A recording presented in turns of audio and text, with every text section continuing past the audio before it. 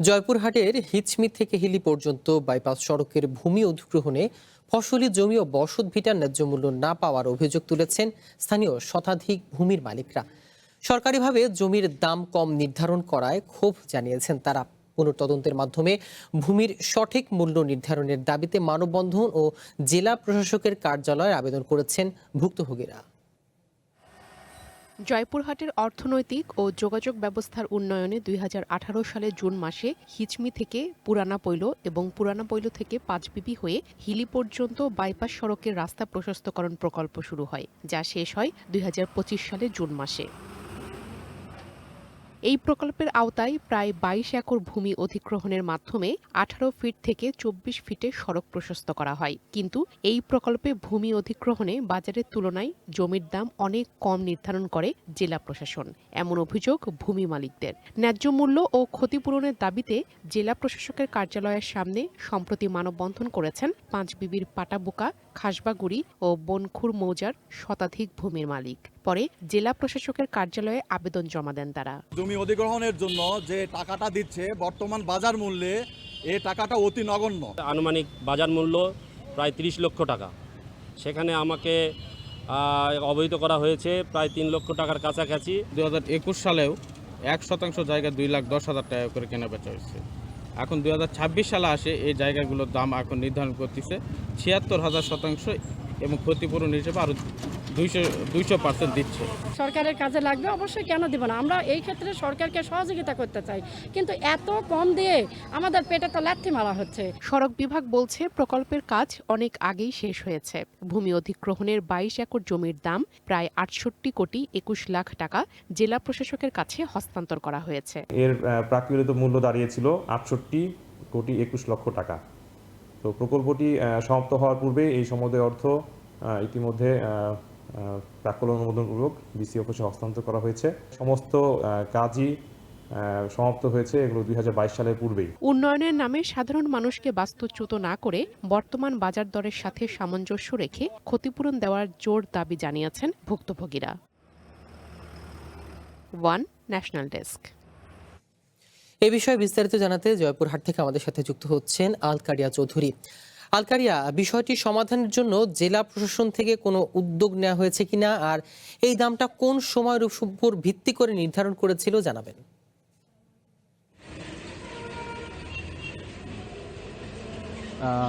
সিয়াম, আপনি যেমনটি বলছিলেন যে জয়পুরহাটের অর্থনৈতিক উন্নয়ন এবং সড়ক ব্যবস্থাপনার উন্নতি করার লক্ষ্যে জয়পুরহাটের হিসমি থেকে পুরানাপোল এবং পুরানাপোল থেকে পাঁচবিবি হয়ে হিলি পর্যন্ত বাইপাস সড়কের যে সড়ক প্রশস্তকরণ প্রকল্পটি সেটি ২০১৮ সালের জুন মাস নাগাদ শুরু হয় এবং ২০২৫ সালের জুন মাসে এসে কিন্তু সেটি সমাপ্ত হয় বলে সড়ক ও জনপথ বিভাগ সূত্রে আমরা যেমনটি জানতে পেরেছি।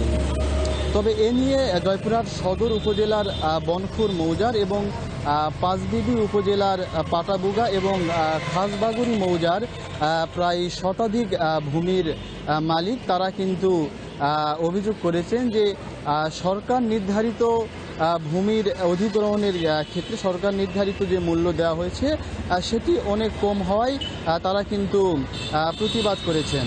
তো এই নিয়ে গত ১ জুলাই দুপুরের দিকে জয়পুরহাটের যে জেলা প্রশাসকের কার্যালয়ের সামনে প্রধান সড়ক রয়েছে সেই প্রধান সড়কের সামনে কিন্তু তারা ভূমির যে মালিকরা রয়েছে শতাধিক ভূমির মালিক তারা কিন্তু মানববন্ধন করেছেন এবং মানববন্ধন শেষে জয়পুরহাটের যে জেলা প্রশাসক রয়েছেন তার কার্যালয়ে কিন্তু একটি আবেদনও তারা দিয়েছেন। তো সেই আবেদনে তারা যেটি বলেছেন যে ভূমি অধিগ্রহণের ক্ষেত্রে সরকার যে ভূমির যে মূল্য নির্ধারণ করেছে সেটি অনেক কম, যা বর্তমান বাজারের তুলনায় অনেকটা কম হয় তারা কিন্তু ক্ষতিগ্রস্ত হচ্ছেন বলে তারা আশঙ্কা করছেন। তো এই নিয়ে আমরা জেলা প্রশাসকের সঙ্গে কথা বলেছি। জেলা প্রশাসক যেটি জানিয়েছেন যে জয়পুরহাটের পাঁচবিবি উপজেলার যে প্রায় শতাধিক ভূমির যা মালিকরা রয়েছেন তারা একটি আবেদন জেলা প্রশাসকের কার্যালয়ে দিয়েছেন এবং জেলা প্রশাসক সেই আবেদনটি গ্রহণ করেছেন। এবং জেলা প্রশাসক যেটি জানিয়েছেন যে সরকারের যে বিধি সেই বিধি মেনেই কিন্তু তারা জমি অধিগ্রহণ করেছেন। তো এ নিয়ে আমরা সড়ক ও জনপথ বিভাগের যে কর্মকর্তা রয়েছেন আমরা তার সঙ্গে কথা বলেছি। সড়ক ও জনপথ বিভাগের যে কর্মকর্তা তিনি আমাদেরকে যেটি জানিয়েছেন যে জয়পুরহাটের হিসনি থেকে পুরানাপোল এবং পুরানাপোল থেকে পাঁচবিবি হয়ে হিলি পর্যন্ত যে বাইপাস সড়ক রয়েছে সেটি আগে সেটি 18 ফিটে ছিল এবং সেটি পরবর্তীতে 2022 সালের জুন মাসের দিকে যে প্রকল্প তারা হাতে নেয় সে প্রকল্পের আওতায় কিন্তু তারা 18 ফিট থেকে 22 ফিটে উন্নতিকরণ করেন। তো এই সড়ক বিভাগ যেটি বলছেন যে এ প্রকল্প 2022 সালের জুন মাসে শুরু হলে 2025 সালের জুন মাসে এসে কিন্তু শেষ হয় এবং এ প্রকল্প সংক্রান্ত যাবতীয় যে বিষয় সেটি কিন্তু তারা 2022 সালেই তারা সম্পন্ন করেছেন। তো এবং তবে এই প্রকল্প নিয়ে যে ভূমি অধিগ্রহণকৃত যে ভূমির মালিকরা রয়েছে তারা যেটি জানিয়েছেন যে আসলে সরকার বিষয়টি পুনঃ বিবেচনার মধ্য দিয়ে ভূমির যে ন্যায্য মূল্য সেটি তাদেরকে দেওয়া হোক এমনটাই তারা বলছেন। তো এই ছিল জয়পুরহাট থেকে ভূমি অধিগ্রহণের সবশেষ খবরাখবর। ধন্যবাদ আলকারি আপনাকে।